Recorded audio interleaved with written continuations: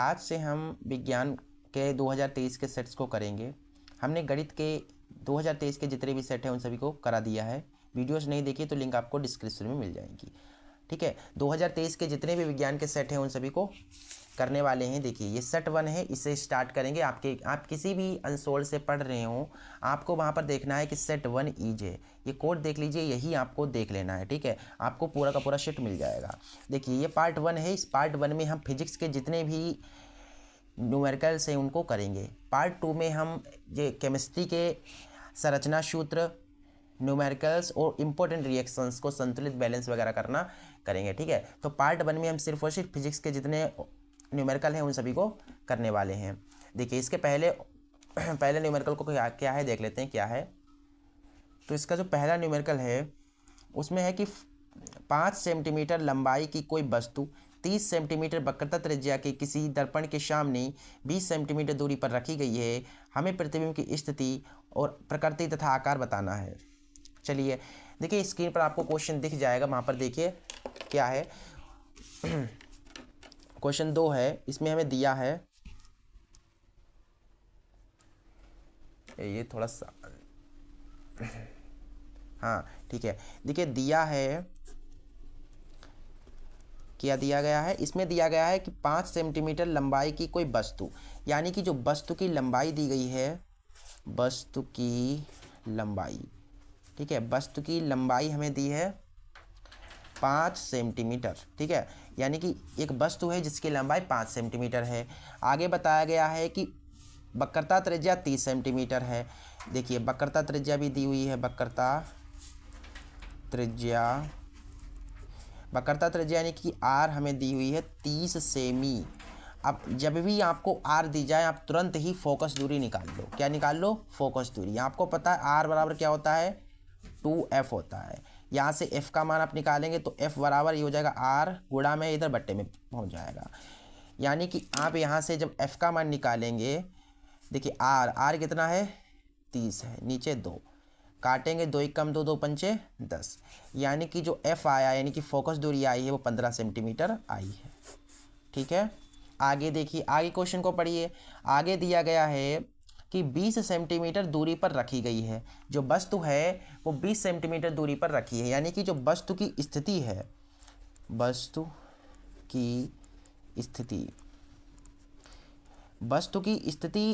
की स्थिति यानी कि यू जो दिया गया है वो 20 सेंटीमीटर दूरी पर रखी है। ये वस्तु की कहाँ रखी है? 20 सेंटीमीटर दूरी पर रखी है। एक और बात है, यहाँ पर किसी दर्पण लिखा हुआ है, यहाँ पर उत्तल दर्पण होना चाहिए था। ठीक है, ये उत्तल है, यहाँ पर किसी नहीं है। ठीक है, तो उत्तल दर्पण है। अब उत्तल दर्पण है अगर, तो u जो होगा वो माइनस होगा। उत्तल दर्पण में u ऑलवेज निगेटिव होता है, और अवतल दर्पण में u b f ये सभी कैसे होते हैं? निगेटिव होते हैं। उत्तल दर्पण में केवल u निगेटिव होता है, बाकी सभी पॉजिटिव होते हैं। इतनी चीज़ें आपको पता होनी चाहिए। ठीक है, आगे देखिए हमको क्या निकालना है? प्रतिबिंब की स्थिति,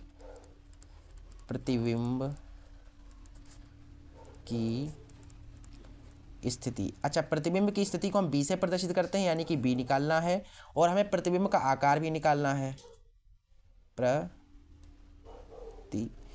प्रतिबिंब का आकार, ठीक है, प्रतिबिंब का आकार भी हमको निकालना है। एक चीज़ और मैं बता दूं, देखिए प्रतिबिंब का आकार यानी कि I, ठीक है, और ये वस्तु की लंबाई या वस्तु का आकार यानी कि O। ठीक है, वस्तु की लंबाई या वस्तु के आकार को हम O से प्रदर्शित करते हैं। प्रतिबिंब का आकार या प्रतिबिंब की लंबाई को हम I से प्रदर्शित करते हैं। याद रखना, प्रतिबिंब का आकार यानी I, वस्तु का आकार यानी O। ठीक है, हमें B निकालना है। और एक और चीज़ है, ये दर्पण दिया गया है, तो दर्पण का सूत्र आपको लगाना है। अगर लेंस दिया जाता तो लेंस का सूत्र लगाते, तो दर्पण के सूत्र से, ठीक है, दर्पण का सूत्र होता है 1/f बराबर 1/b प्लस 1/u। यही तो होता है ना सूत्र। देखिए 1/f, f कितनी है? 15, तो 15 रख दीजिए, बराबर 1/b तो हमें निकालना है, प्लस 1/u। देखिए u कितना है? u आपका है -20, तो यहाँ पर -20 लिख दीजिए। आगे देखिए इसको सिंप्लीफाई कीजिए, आपका वी का मान आ जाएगा। देखिए ये क्या होगा आगे, प्लस माइनस माइनस 1/b को आपको निकालना है तो बाहर खींच लो, इसको खींच लो। इधर कितना है, बराबर में 1/15 है, माइनस का इधर आएगा प्लस का हो जाएगा। सिंप्लीफाई कर रहा हूँ मैं जस्ट। 20 एकम 20, 15 एकम 15 और 20 की आमने सामने अब करा दो तो देखिए 15 20 की 15 दूना 30 और ये 0, कुछ इस तरीके से हो जाएगा। आगे देखिए 1/b, देखिए 20 30 35, यानी कि 35 बटा नीचे हो जाएगा 300। अब इसे 5 से काटेंगे तो 5 सते 35 और 5 छक्का 30, यानी कि अगर यहाँ पर देखें तो 1/b बराबर आ गया 7/60। ठीक है, अब देखें यहाँ पर आप इसकी इससे गुणा कराएंगे तो 7 की b से गुणा होगी तो 7b आएगा, 60 की 1 से गुणा होगी तो 60 आ जाएगा, है कि नहीं। देखिए तो b बराबर हमारे पास आएगा 60/7, ये गुणा में इधर बट्टे में आ जाएगा। अब देखिए यहाँ से, यानी कि जो b आया है वो 60 को 7 से भाग दोगे तो 7 अट्टे 56 और 56 बचे 4, 7 पन्ना 35, मतलब v आएगा जो 8.5 सेंटीमीटर लगभग आएगा, अप्रोक्सीमेटली b बराबर 8.5 कुछ आएगा। ठीक है, तो इतना ही आप लिख दीजिएगा। ठीक है, तो b आया है 8.5 सेंटीमीटर। आगे मुझे क्या निकालना है, तो b तो निकल गया, प्रतिबिंब की स्थिति आ गई, और हमें क्या निकालना है, प्रतिबिंब का आकार। तो प्रतिबिंब का आकार देखिए, प्रतिबिंब, इसको यहाँ पर करा देता हूँ मैं। देखो प्रतिबिंब का आकार यानी I बराबर हमें निकालना था, तो देखिए ये कैसे निकलेगा। इसके लिए आपको एक फार्मूला याद होगा, m बराबर होता है I/O बराबर -B/U। आवर्धन का फार्मूला होता है, देखिए दर्पण है तभी माइनस, अगर लेंस होता तो फार्मूला तो यही रहता लेकिन ये प्लस हो जाता। दर्पण था इसलिए ये माइनस में b आया। ठीक है, हमको तो m नहीं चाहिए, m से कोई मतलब नहीं, हमें तो सिर्फ I निकालना है। O पता है, b भी पता है, u भी पता है, तो I यहाँ से निकल जाएगी।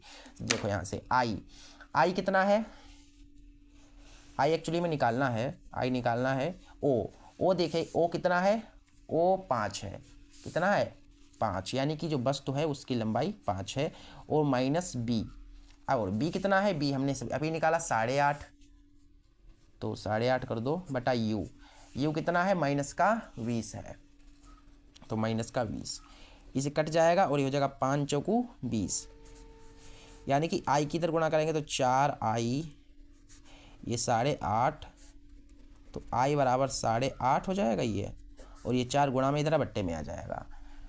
तो यहाँ पर कहें तो 4 दूना 8 और 4 एकम 4, 4 दूना 8, मतलब कुछ इतना ही आएगा। ठीक है, तो जो प्रतिबिंब का आकार आया है वो आया है 2.1 के कुछ, ठीक है, सेंटीमीटर। आगे मुझे बताया गया था हमको प्रकृति भी बतानी है, चलिए प्रकृति बता देते हैं। देखिए जो b आया है वो किस में आया है, प्लस में आया है। अब प्लस में आया यानी कि धनात्मक आया, जब b धनात्मक होगा, ठीक है, जब धनात्मक होगा तो प्रतिबिंब कहाँ पर बना होगा, तो प्रतिबिंब देखिए प्रतिबिंब दर्पण के पीछे बनता है, पीछे, ठीक है, तथा सीधा प्रतिबिंब बना है, सीधा।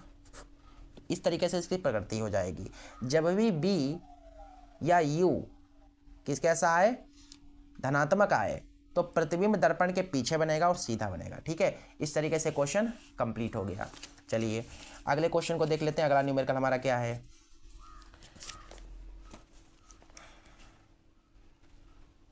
अगला न्यूमेरिकल है कि किसी 4 ओम प्रतिरोधक में प्रति सेकंड 100 जूल ऊष्मा उत्पन्न हो रही है। प्रतिरोधक के सिरों पर विभवांतर हमें ज्ञात करना है। चलिए ये भी क्वेश्चन इजी है, इसमें कुछ दिक्कत नहीं है। देखिए पहले लिख लो, दिया है, क्या दिया गया है इसमें,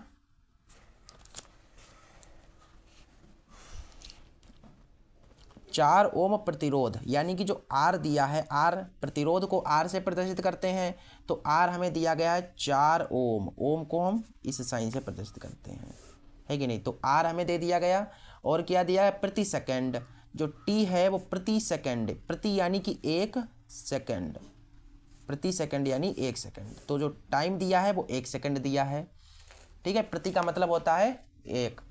आगे देखिए, आगे हमें दिया गया है 100 जूल ऊष्मा, ऊष्मा, ऊष्मा का मतलब ये होता है कि H, H यानी हीटिंग, तो H जो दिया गया है वो 100 जूल दिया है, ठीक है। ये चीज़ें हमें दी हुई हैं, हमें बी निकालना है।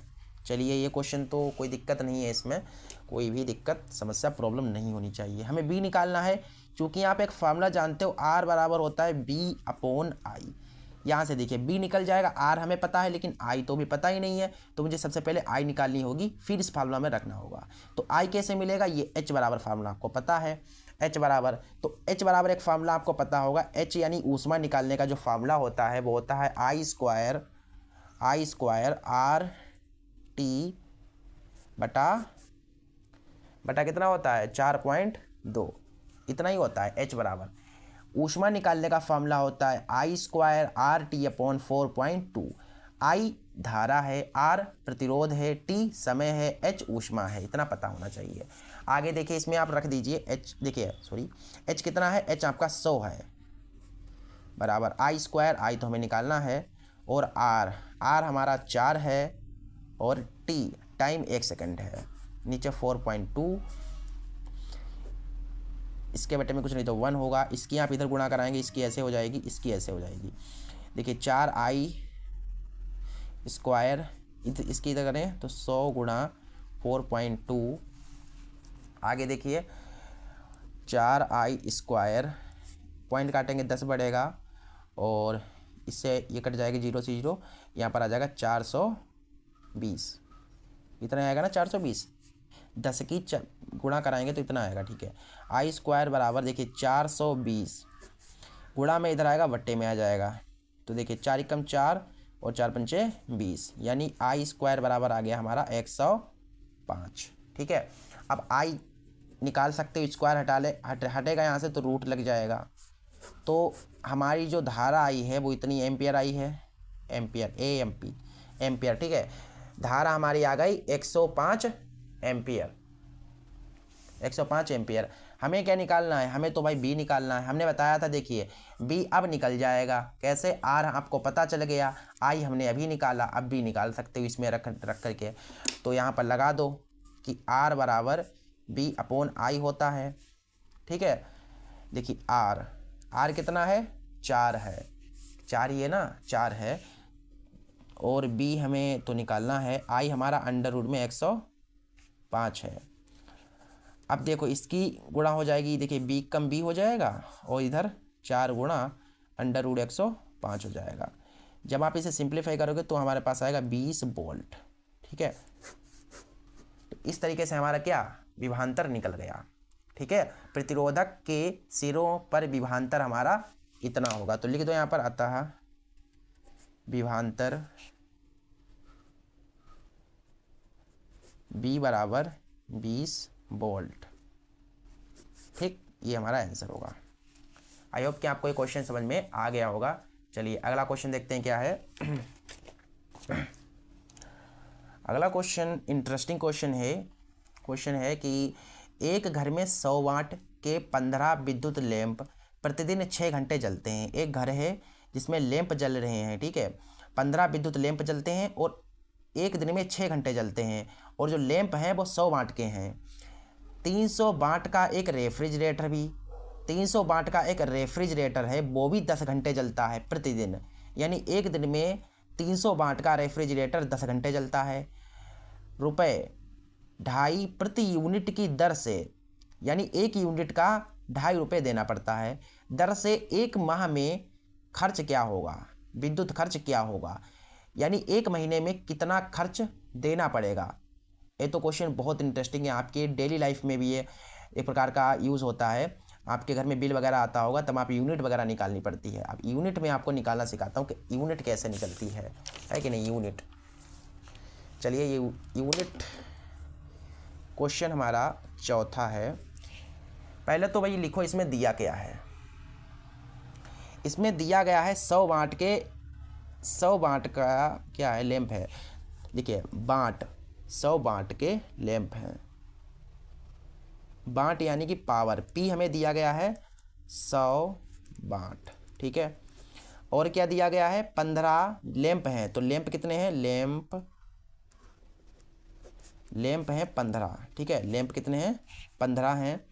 और 6 घंटे, ठीक है। घंटा कितने हैं, घंटा 6 प्रतिदिन, ठीक है, प्रतिदिन, ठीक है। तो चलो पहले बल्ब पर चलते हैं, उसके बाद हम देखते हैं, ठीक है। बल्ब है या लैंप है, तो पहले लैंप पर चलते हैं, ठीक है। लैंप तो एक यहाँ पर लिख दो कि लैंप को 30 दिनों, 30 दिन क्यों लिख रहा हूँ, यानी एक माह में 30 दिन, मान लो 30 दिन ही का ही एक महीना होगा। तो लैंप को 30 दिनों में खर्च यूनिट, यानी कि हम अभी क्या निकाल रहे हैं, हम निकाल रहे हैं कि 30 दिनों में लैंप द्वारा कितनी यूनिट खर्च होगी, वही हम निकाल रहे हैं। तो देखिए यूनिट निकालने का फार्मूला होता है, याद रखिएगा यूनिट निकालने का फार्मूला कि वाट गुणा घंटा गुणा समय बटा 1000। दिमाग में बैठा लो कि यूनिट निकालने का ये फार्मूला होता है। अब देखो हम 30 दिन में लैंप द्वारा खर्च यूनिट निकाल रहे हैं, याद रखिएगा। हम 30 दिनों में लैंप कितनी यूनिट लेगा वो निकाल रहे हैं। देखिए वाट, अब लैंप कितने वाट का है, लैंप है 100 वाट का, तो 100 कर दो। घंटा, प्रतिदिन कितने घंटा जलता है, 6 घंटा जलता है।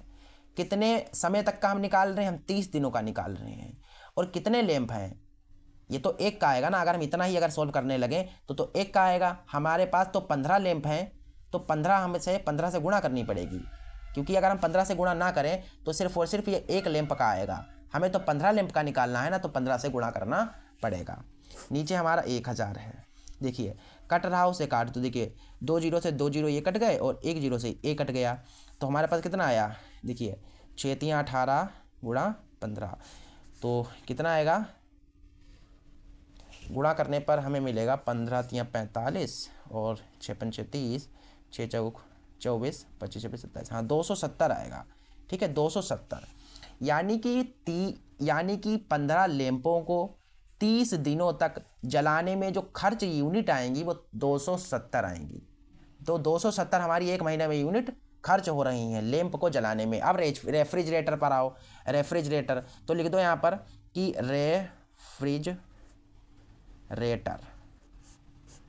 रेफ्रिजरेटर को 30 दिनों तक चलाने पर लिख दो यहाँ पर, चलाने में खर्च यूनिट, कि एक लैंप, अब पहले देखो हमने लैंप का निकाल लिया, लैंप में इतनी यूनिट खर्च होंगी, ये यूनिट आ गई, ठीक है। अब रेफ्रिजरेटर को 30 दिनों तक चलाने में कितनी यूनिट खर्च होंगी, इसकी भी निकाल लो। अब इसकी यूनिट निकाल लिए तो फार्मूला वही रहेगा, वाट गुणा घंटा गुणा समय। अब देखें यहाँ पर रेफ्रिजरेटर जो है वो कितने वाट का है, 300 वाट का है। तो इसके लिए देखिए, इसके लिए 300 वाट, ठीक है। पहले जो लैंप थे वो 100 वाट के थे, लेकिन रेफ्रिजरेटर 300 वाट का है, गुणा घंटा, ये कितने घंटा जलाया जाता है, क्वेश्चन देखिए स्क्रीन पर आपको दिख रहा होगा। जो रेफ्रिजरेटर है वो 10 घंटे जलाया जाता है प्रतिदिन, ठीक है, प्रतिदिन 10 घंटे, और 30 दिनों का हमें निकालना है। एक ही रेफ्रिजरेटर है तो 1 से गुणा कर देंगे। नीचे हमारा 1000, ठीक है। आगे देखिए कट रहा है उसे काट दो, देखो 2 जीरो से 2 जीरो कट जाएंगे और 1 जीरो से ये कट जाएगा, तो कितनी आएंगी, 3 30 तियाँ 90। यानी कि भैया एक रेफ्रिजरेटर को 30 दिनों तक चलाने में जो यूनिट आएंगी वो 90 यूनिट आएंगी। यानी कि अतः कुल यूनिट जो आएंगी बराबर, देखिए लैंप की हमारी 270 यूनिट आई, ठीक है, लैंप को जलाने में 270 यूनिट, और रेफ्रिजरेटर को 30 दिनों तक जलाने में 90 यूनिट। तो इन सबको जोड़ दो, देखो इन्हें इन्हें जोड़ो कितना आएगा, देखिए 0 9 7 16 365। यानी कि भैया इन लैंपों को और रेफ्रिजरेटर को 30 दिनों तक अगर आप जलाएंगे तो जो यूनिट आएंगी वो हमारी आएंगी, कितनी आएंगी, 365 यूनिट। और आपको पता है चूँकि एक यूनिट कितने रुपए की है, 2.5 रुपये की है। बोल रहा है 2.5 रुपया प्रति यूनिट, यानी एक यूनिट की कीमत इतनी है, तो 360 यूनिट कितने रुपए की होंगी, इसमें गुणा करना पड़ेगा ना इससे।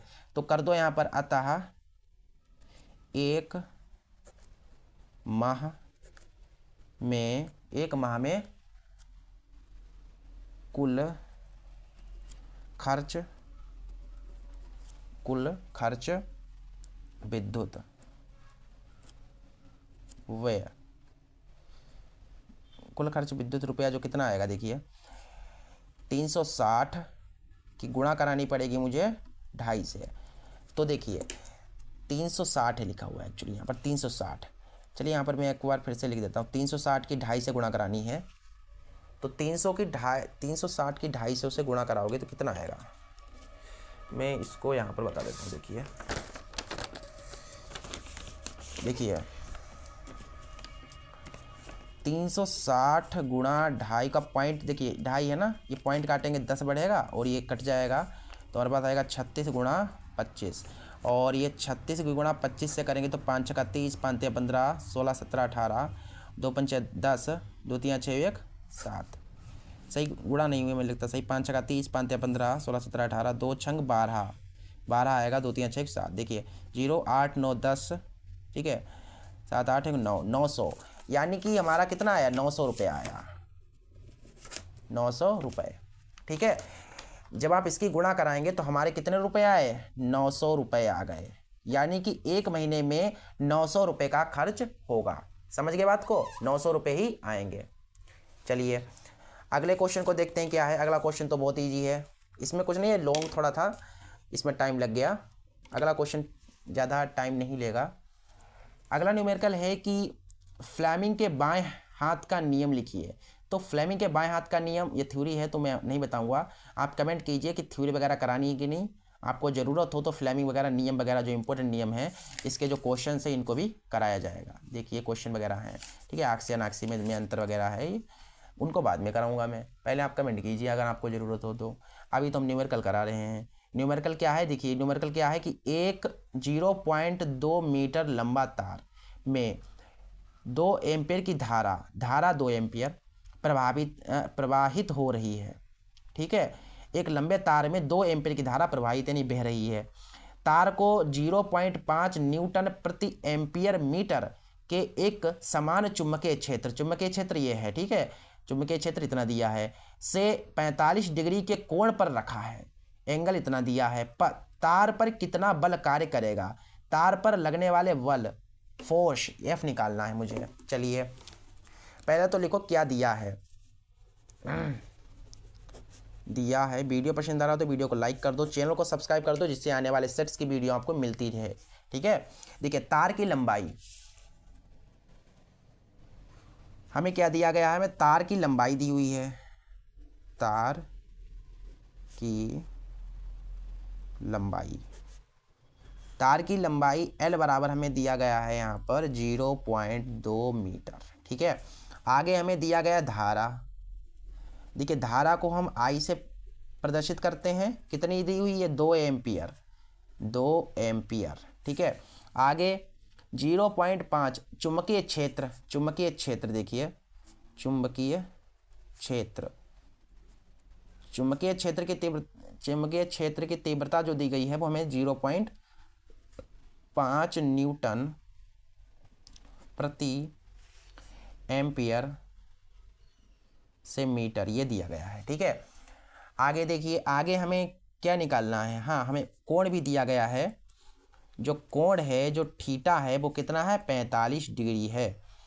हमें तार पर कितना बल, हमें बल निकालना है, लगने वाला बल, तो यहाँ पर लिख दो ऐसे, तार पर बल यहाँ पर लिख देना लगने वाला। ठीक है, तार पर लगने वाला बल, एफ हमें ज्ञात करना है। चलिए, आपको डायरेक्ट इसका एक फार्मूला दिया गया है आपकी बुक में। एफ बराबर क्या दिया गया है? एफ बराबर फार्मूला होता है बी इंटू आई इंटू एल साइन थीटा। ये फार्मूला होता है बल निकालने का, फोर्स निकालने का। ठीक है, एफ बराबर बी कितना दिया गया है? बी दिया गया है इतना, देखिए 0.5।